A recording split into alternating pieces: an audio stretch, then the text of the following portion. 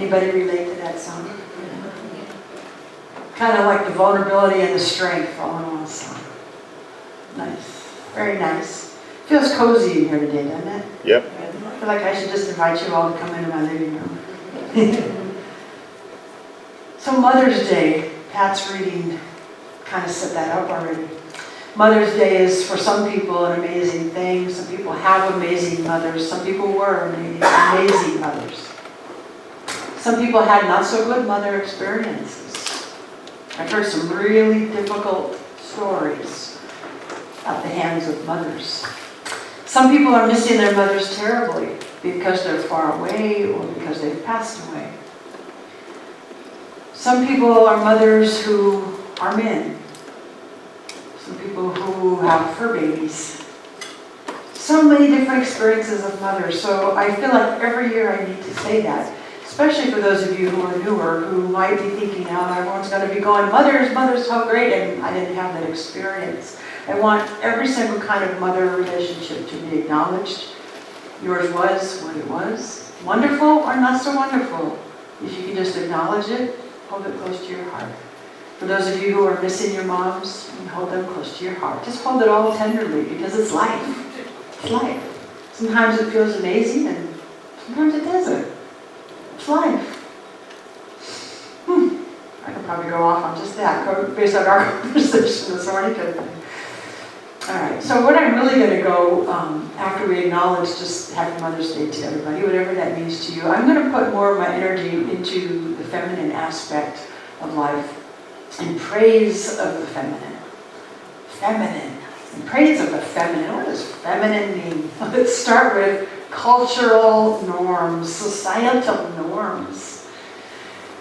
It's very easy to look around and think, well, feminine means that you're wearing softer clothing, or that maybe you have a softer tone of voice.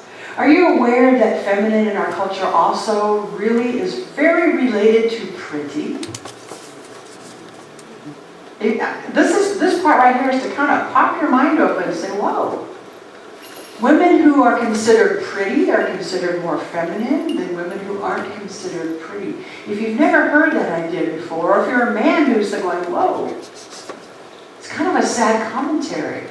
But this idea of softness and soft colors and keep your voice quiet, that's more feminine. Or if you act a certain way, that's more feminine. We have these very cultural norms, and there's a lot of people who do not fit them. And so therefore, kind of like many other things in our world, we beat ourselves up for feeling not good enough because we don't fit that. A lot of the women, let's say, I'm going to say 45 and older, can relate with this one. And if you're a woman, you're not supposed to be aggressive. It's changing, but the idea of being a good girl, being a soft girl, is very much a societal norm that affects a lot of people. The collective consciousness of that has a grip on people, even sometimes when we say it doesn't, or sometimes when we say we don't want it to have a grip, it can still show up.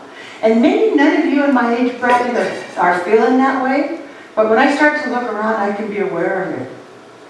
When people ask the question, who wears the pants in your family? That's a societal norm about what feminine is or isn't. So we've got these notions about what feminine is, and boy, it's really, really, really emerging. And so I would like all of us to be the ones who keep this out of the box, if you will. That we don't put people in a box, because who says that feminine can't also be strong? Certainly not me. Feminine and strong can go together. They don't have to be exclusive ideas. You know, there's many women, and maybe some of you have experienced this idea, that even in the workplace, earlier on, let's go back, 20, 30 years, women in the workplace felt that they had to be aggressive. They had to emulate the man at work to try to get ahead. They had to be kind of pushy, and they had to, it's like this double standard. You had to be kind of like a man, but then if you were too much like a man, you were bitchy. Nobody relates to that? I think you're out there. We're here. I've heard lots. Okay, thank you. We're here. We're just writing a check right now. it's like there's this double standard, isn't there? That on one hand you have to kind of, if you're even going to get in through that glass ceiling, you got to be manlike. But then if you're too manlike, that word I said already, I don't need to repeat it. Good, you're actually responding, and it's okay to talk back to me. So we've had that as women. On the other hand, I know a lot of men who are really in touch with their feminine side, and that hasn't been allowed either, has it, guys?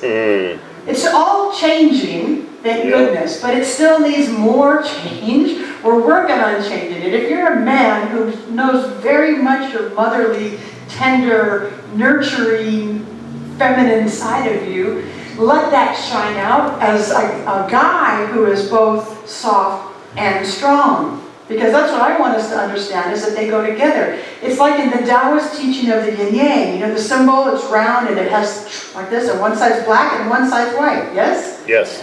So you cannot go up and draw the dark side, the black side, without the white. They're there together. And so the Taoist teaching is that things that seem different, seem on opposite polarities, like black and white and hot and cold and soft and strong and male and female, they're just seeming opposites, but they all belong together in the one whole, the wholeness.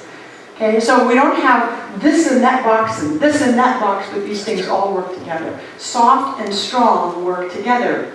Balance. Balance. Oh my gosh, that's been one of my leading words for me since the first year that I went to the School of Ministry. Balance. Balance. So we're finding the balance. It is emerging on the planet, not as quickly as I'd like to, but it is emerging. Okay, so women who are, let's say, I keep saying a certain age, but I think 45 or 50 and up. Are you ready? Who remembers the song from Helen Reddy? If you know it, just the part that says, wait, let me take this off. I am a woman, Army roar, numbers too big to ignore. and I know Two likes to go back and pretend. Thank you for muting me. I didn't keep it in the mask. There's another side thing. So there's been this energy emerging for women for many, many years, and yet we're still feeling the pull, the tug, the natural pushback. We see it right now on our planet a whole lot. As women start to rise up and say, I want to be a presence in this world. I want to be a leader in this world. We find the polarization wants to push back a little. So we're still working towards that equality. We're still working towards the balance. Balance doesn't always mean perfectly equal. It means, we're kind of doing this. Equity is probably a better word. It's not absolute stillness, but there's a balance and there's an appropriateness. We're still working on it. But all of us, man, woman, can be part of bringing that feminine energy onto the planet. I don't know if you've noticed it, but it's happening anyway. There's like an evolutionary impulse that the feminine energy is once again emerging onto the planet. And it's the feminine energy that says we can be soft and strong. We can lead in a way that doesn't have to be aggressive. We can lead in a way that brings our nurturing qualities. Can we take that down just a smidge? Take our nurturing qualities into our leadership roles. We get to be the ones to continue to bring that, because it's coming. It's on the planet. I don't know if you feel it, but it's emerging. It's coming.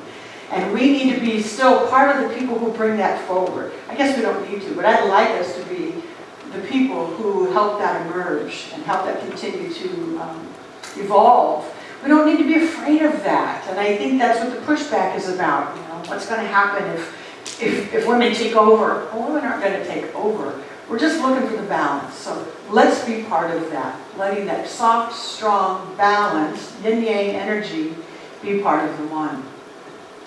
So I want to move now beyond just the idea of feminine to what we often call the divine feminine. The divine feminine energy is way more than just a quality. It's a principle. And this philosophy teaches this principle about the divine feminine. Ernest Holmes, our founder, he refers to as this feminine principle as creative, as receptive, as intuitive,